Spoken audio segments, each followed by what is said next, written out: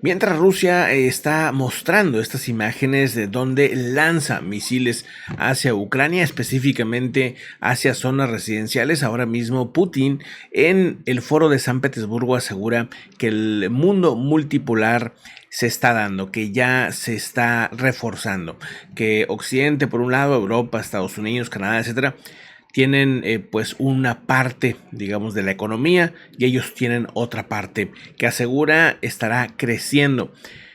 La realidad es que la desdolarización pues está muy lejos de llegar al momento, sobre todo en el tema de reservas que prácticamente no se han movido. Sí que se están usando más tipos de monedas, que eso claro que siempre será bueno, será positivo para los países que haya el uso de monedas distintas, eso es muy bueno.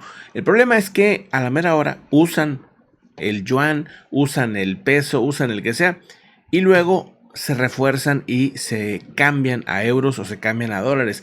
Así que mientras la moneda de reserva siga siendo pues el euro, el dólar, etcétera, es complicado que haya un mundo multipolar desde el punto de vista económico.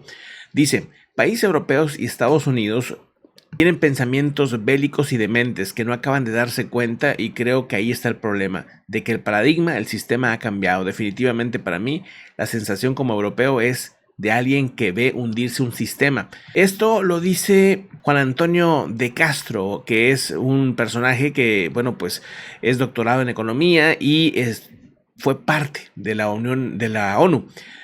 Básicamente el foro de San Petersburgo se convirtió más bien en una especie de intento de búsqueda de unir países hacia el BRICS, el famoso nuevo orden mundial que propone China.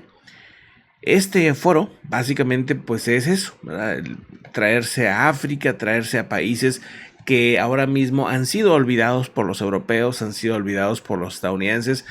Y bueno, pues África quiere que se tome en cuenta como un tú a tú. Si logra Rusia o si logra China darles ese valor como de país de tú a tú, pudiera ser conveniente para países africanos. Eso ya lo veremos a futuro. Mientras tanto, insisto, pues las reservas siguen prácticamente sin moverse.